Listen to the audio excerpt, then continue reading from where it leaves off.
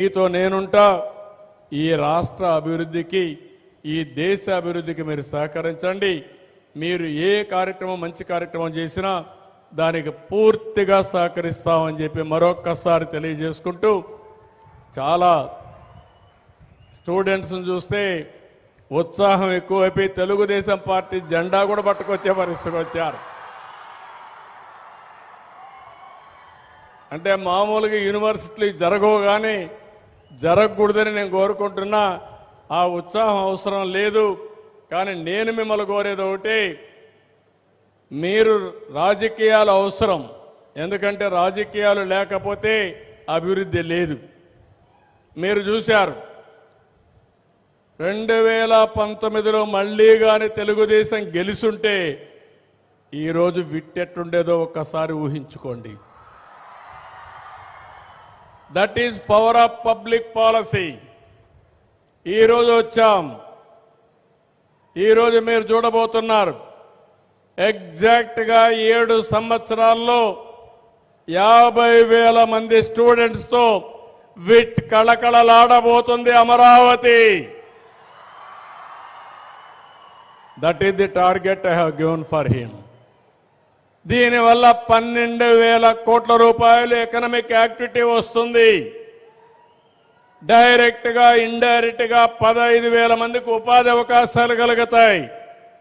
అభివృద్ధి అంటే, సంపద సృష్టించడం అంటే ఎక్కడికక్కడ ఇలాంటి ఇన్స్టిట్యూషన్స్ వస్తేనే సాధ్యం అవుతుంది. ఇదే మరి నేను హైదరాబాద్లో చేస్తా ఉంటే చాలా మంది ఎగతాళి చేశారు.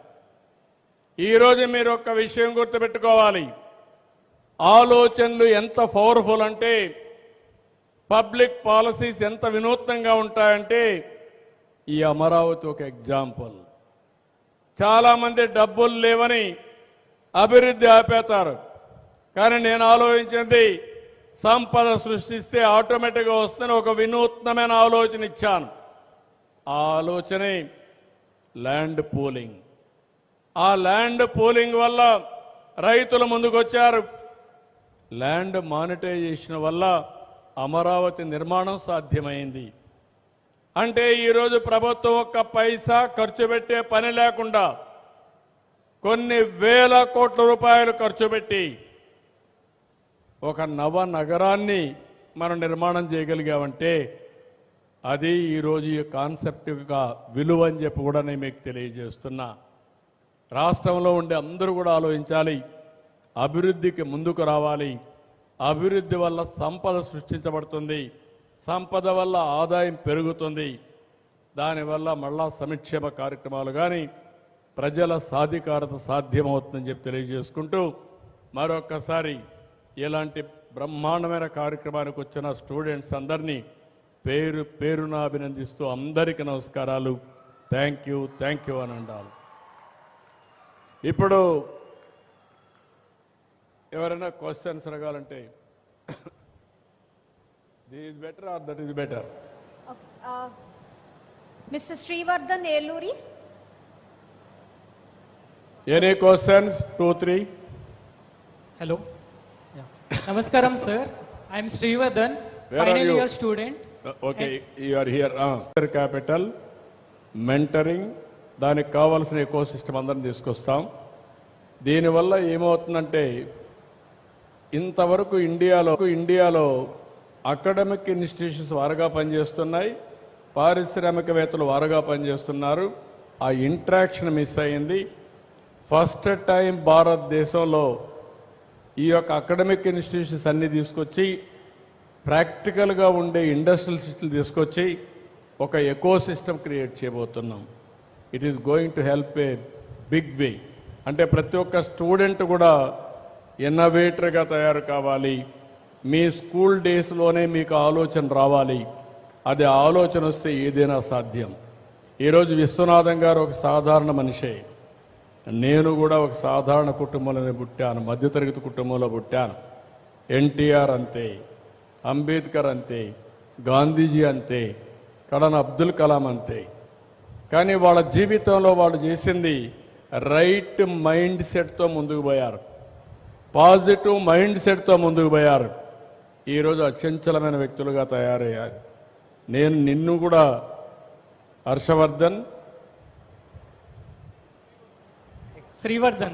శ్రీవర్ధన్ నేను నిన్ను కూడా ఒక గ్రేట్ విజనరీగా చూడాలనుకుంటున్నా, అచీవర్గా చూడాలనుకుంటున్నా. రతన్ టాటా కూడా చిన్నప్పుడు ఎన్నో అవమానాలు పడ్డాడు. ఆయన పుస్తకంలోనే చెప్పాడు, వాళ్ళ తల్లి డివోర్స్ ఇస్తే స్కూలుకు పోతే పిల్లలందరూ ఎగతాళి చేశారు ఆయన. అక్కడి నుంచి కష్టపడి పైకి వచ్చాడు. ఈరోజు ఒక ఎంపైర్ క్రియేట్ చేశాడు. కాబట్టి నీకు కూడా ఆ శక్తి ఉంది. నీకే కాదు, ఇక్కడుండే పిల్లలందరూ కూడా ఈ రోజే సంకల్పం చేసి సమాజంలో మీరు కూడా ఒక ఉన్నతమైన వ్యక్తులుగా తయారు కావాలని ఆలోచించడమే కాకుండా దాన్ని సాధించడానికి మీరు శ్రీకారం చుట్టండి, మీరు అవుతారు. Thank you so much, sir. Thank you. Then anybody?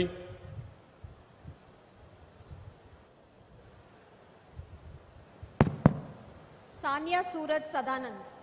Yes, here. చెప్పమ్మా, Namaskara, sir. గట్టిగా మాట్లాడమ్మా. Namaskara, sir. చెప్పమ్మా, మీ పేరేంటమ్మా? I'm Sanya. వినపడుస్తుందమ్మా? I'm a... మైక్ వినపడుస్తుందమ్మా? Huh. Carry on. Hello, hello. Hello, Yeah.